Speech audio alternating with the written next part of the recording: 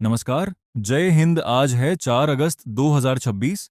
दिन मंगलवार। हिंदू पंचांग के अनुसार आज श्रावण मास के कृष्ण पक्ष की षष्ठी तिथि है, जो रात्रि 10:03 बजे तक रहेगी। इसके बाद सप्तमी तिथि प्रारंभ होगी। चलिए बिना किसी देरी के आज की बड़ी खबरों के बारे में बात करते हैं। इस वक्त की सबसे बड़ी खबर राजनीतिक गलियारों से आ रही है। देश की 3 अहम विधानसभा सीटों पर हुए उपचुनावों के नतीजे पूरी तरह साफ हो चुके हैं। इन नतीजों ने कहीं जश्न का माहौल बना दिया है, तो कहीं राजनीतिक दिग्गजों को आत्ममंथन करने पर मजबूर कर दिया है। सबसे बड़ा उलटफेर बिहार की बांकीपुर सीट पर देखने को मिला है। राजनीति के चाणक्य कहे जाने वाले जन सुराज पार्टी के संस्थापक प्रशांत किशोर ने अपने पहले ही चुनावी डेब्यू में इतिहास रच दिया है। बीजेपी का अभेद्य किला माने जाने वाले बांकीपुर में प्रशांत किशोर ने बीजेपी के उम्मीदवार नीरज कुमार को 19,324 वोटों के भारी अंतर से शिकस्त दी है। वहीं अगर बात करें मध्य प्रदेश की, तो यहां के दतिया विधानसभा क्षेत्र में भी बड़ा मुकाबला देखने को मिला। दतिया सीट पर कांग्रेस के दिग्गज नेता घनश्याम सिंह ने जीत का परचम लहराया है। उन्होंने भारतीय जनता पार्टी के आशुतोष तिवारी को 6,016 मतों से हराकर इस सीट पर कांग्रेस का कब्जा बरकरार रखा है। लेकिन बीजेपी के लिए राहत भरी खबर प्रधानमंत्री के गृह राज्य गुजरात से आई है। मांजलपुर विधानसभा सीट पर बीजेपी ने अपनी साख बचा ली है। बीजेपी के सत्येंद्र भाई पटेल सतीश पटेल ने यहां कांग्रेस के भीखा भाई रबाड़ी को 30,630 वोटों के एक विशाल अंतर से मात दी है। इन 3 सीटों के चुनावी नतीजों ने साफ कर दिया है कि जनता का मिजाज तेजी से बदल रहा है। बांकीपुर की जीत के बाद प्रशांत किशोर के समर्थकों में जबरदस्त उत्साह है। वहीं दतिया में कई सालों बाद कांग्रेस दफ्तर मिठाइयों से महक उठा है। बीजेपी के राष्ट्रीय नेतृत्व ने भी बांकीपुर और दतिया के नतीजों पर आत्ममंथन करने की बात कही है। बढ़ते हैं अगली खबर की ओर।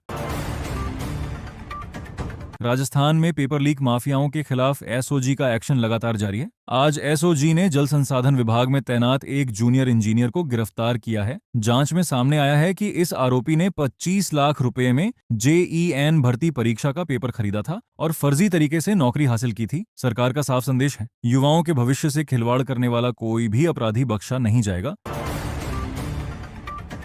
अगली खबर राजस्थान के बीकानेर से है। सरहदी इलाके बीकानेर से सुरक्षा एजेंसियों के लिए एक बड़ी कामयाबी की खबर है। पुलिस और सुरक्षा बलों ने सीमा पार से आ रहे एक पाकिस्तानी ड्रोन नेटवर्क का भंडाफोड़ किया है। मौके से ड्रोन के साथ साथ 11 अवैध पिस्टल और करीब 10 किलो हेरोइन जब्त की गई है। पुलिस ने तस्करों को हिरासत में ले लिया है और उनसे पूछताछ जारी है।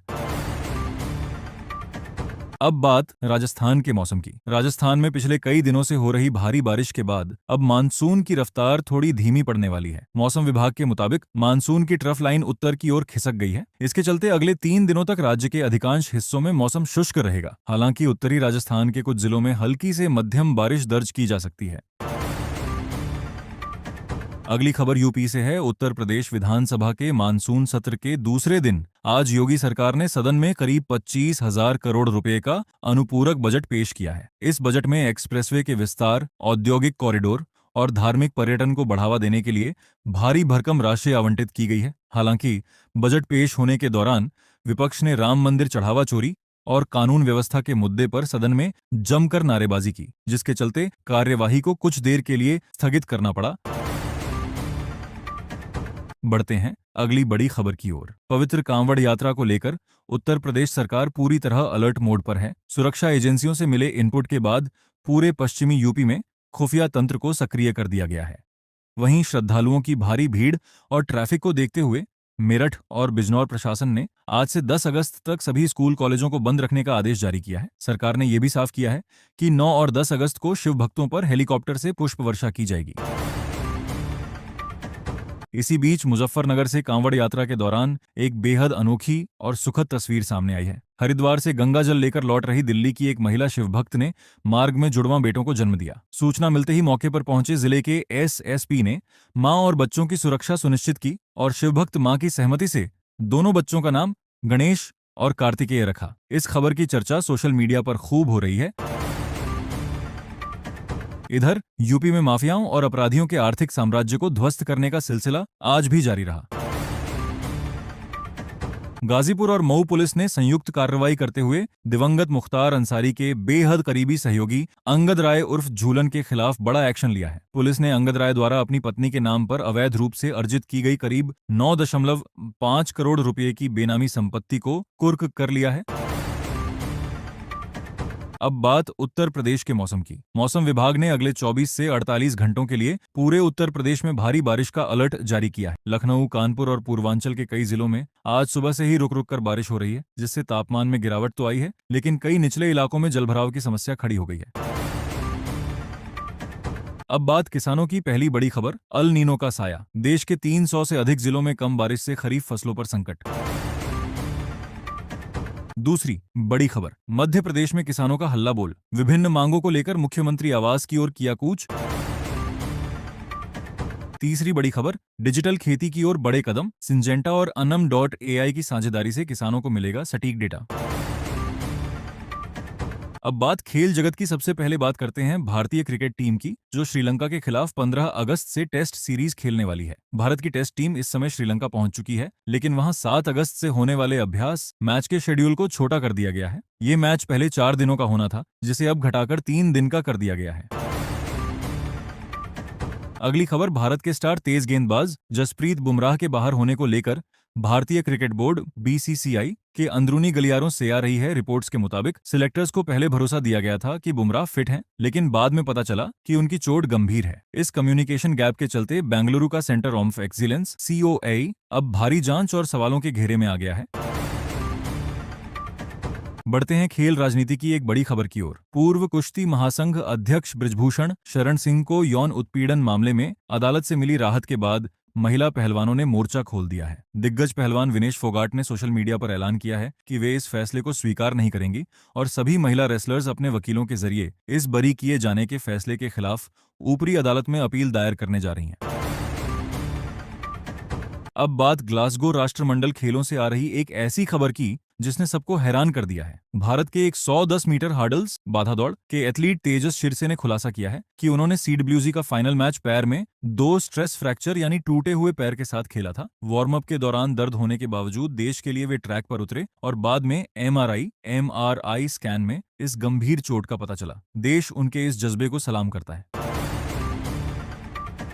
अब बात अंतरिक्ष की चांद से टकराएगा रॉकेट। इस हफ्ते स्पेस एक्स का एक पुराना रॉकेट आउटर स्पेस में अनियंत्रित होकर सीधे चंद्रमा से टकराने जा रहा है। वैज्ञानिक इस क्रैश पर पैनी नजर रख रहे हैं ताकि टक्कर से चांद की सतह पर होने वाले बदलावों का अध्ययन किया जा सके।